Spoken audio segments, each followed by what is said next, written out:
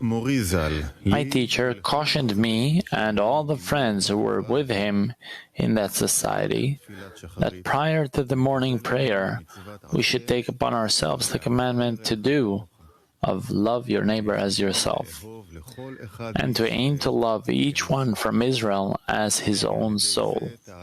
For by this his prayer would rise comprising of all of Israel, and will be able to ascend and make a correction above, especially our love of friends.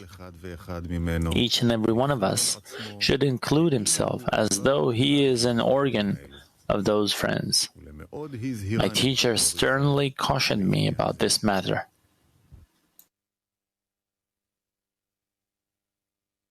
Sadhana. Workshop.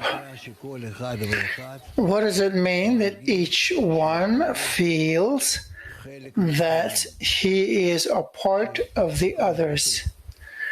As it says, as if he is one organ of these friends.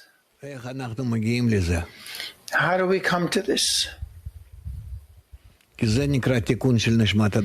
Because this is called the correction. This is regarded as the correction of man's soul. How do we come to a state where each one feels that he is an organ of the friends? Kadima. Go ahead.